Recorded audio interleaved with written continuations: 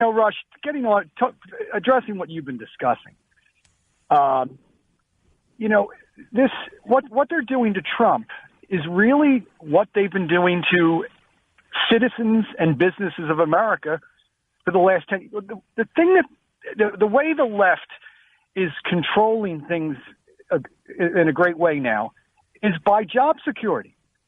If you don't toe the line, you're going to lose your job, or we're going to hurt your business.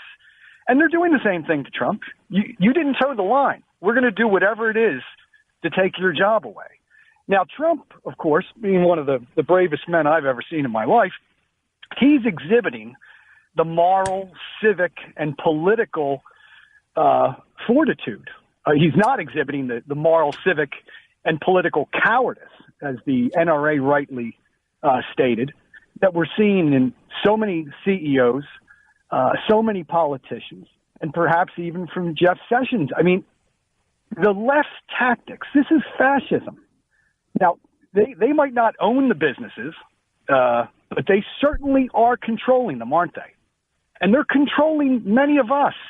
I mean, I'm an airline pilot. Let me tell you something. You've kind of hit a soft spot, a hot button of mine, actually, because this is something that has bothered me for practically the entire time that I have been doing this program. I would love to give firsthand examples of what I'm talking about, but in the process of doing that, I expose some of our strategy of dealing with it, which I don't want to do. So I'm kind of conflicted, but I know exactly what you're talking about. When you refer to, you call it the cowardice of CEOs. And what he's talking about is like this guy at Dick's Sporting Goods or at Delta or United, at the first sign of what looks like massive public outrage at the NRA, they immediately sever ties with the NRA and very publicly announce it as though they want accolades. Instead of standing up to these people, because these people are frauds. They are not who they say they are. They are not the average, ordinary American citizen. What they do is made to look like the public is reacting in outrage at the NRA. It isn't. It's a bunch of left-wing community organizers and their members. And it is totally organized. None of it's organic, or very little of it. It's not grassroots. It's made to look like that, and the media doesn't expose it. And so, these guys, I've seen it. I've seen it for the entire time I've been doing this program. I've seen the cowardice, and in some cases, it isn't cowardice. In some cases, I don't care. I didn't take this job to fight with certain elements of the public. And I would tell them that's what they know. They know because you're not going to fight them. They can roll you anytime they want. I even as much and as greatly as we have exposed it. In fact, I'll tell you a little story just to show you. I hope this conveys some of the frustration. I'm at dinner one night with some really good friends. I mean, people that know me and know about this, my business and how it operates and some of the challenges. And there were a couple people at this particular dinner who were not in the immediate circle. I mean, I knew them. They were not strangers. But they didn't know enough to be fully informed. And so they started asking me questions about various controversies I've been involved in. And I explained to them the Stop Rush movement. And I explained to them how we found out that it was 10 people. And we found the people. We have their addresses. We know where they are.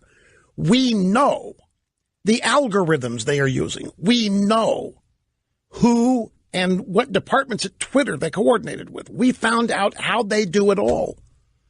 There are 10 people that were able to make themselves look like, with a combination of algorithms and identity theft, they were able to make themselves look like tens of thousands of people. And they were primarily attacking, well, this is what I don't want to tell you, but they were attacking people who had no idea what was happening. They were attacking advertiser sponsors who had no idea what was said. They thought it was real. So we did the research. And we found out who these 10 people are. And they're all retired, and they're all elderly, and most of them are female. And 2 or 3 of them are retired college professors. And they do it from home, and it's all they do. Sit around all day on a computer and try to gum up the American political system by making themselves look like they are 50 to 100,000 people when they are 10. So I'm explaining all this. And one of my friends who knows all this says to me, so what does this matter? What's the big deal? How does it help you? So you learned this whole big deal. What did you do with it? I said, what do we do with it? We took it as a giant spreadsheet PowerPoint presentation to every damned advertiser to show them graphically and with statistics exactly how this was working.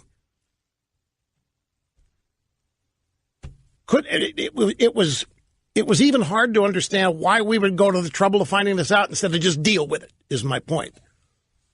One of my good friends, just deal with it. It's part of your cost of doing business. No, it's not part of the cost of doing business. We can't deal with it. We've got to shut it down. We went to the expense of the trouble to find out who these people are. But the point was, we collected the data and were able to present to anybody, advertiser or non-advertiser, we were able to present the evidence of who these people are. The reason we did it was to give these CEOs and business people we were talking to evidence that they could safely and securely ignore it because it wasn't massive and it wasn't real. These people, in some cases, were getting threatening letters. I am never, ever again. I'm a longtime customer of your business, but I am never, ever again going to patronize your business, and I'm going to tell all of my friends that I do the same thing if you don't get rid of Rush Limbaugh. And we find out that 90% of the emails and Twitter accounts, tweets that came were from out of state. They weren't even customers. They weren't even from the location where the business was.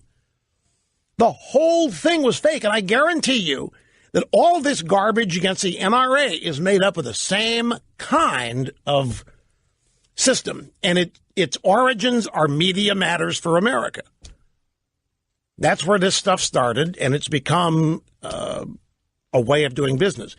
And they get away, because the media does not expose them, they get away with being assumed or portrayed as average, ordinary Americans. So like the Dick's Sporting Goods CEO, I guarantee you he doesn't know what I just told you. He thinks, more than likely, that there is a gigantic outrage among a majority of the American people, and for the sake of his business, he had better get in front of it and let them know that he agrees with them.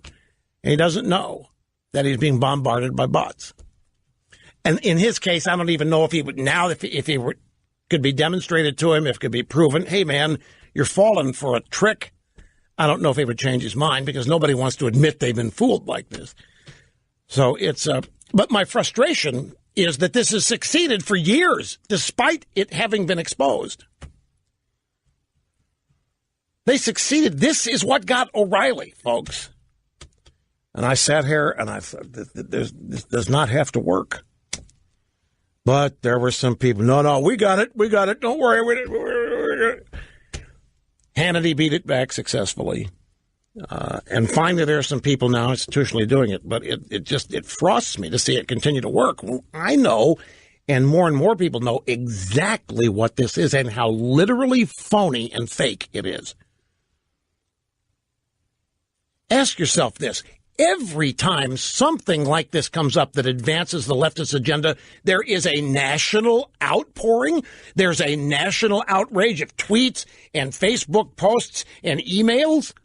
And the American people are doing nothing but getting mad all day, every day, and sending off all these notes to CEOs and businesses. That's a caca.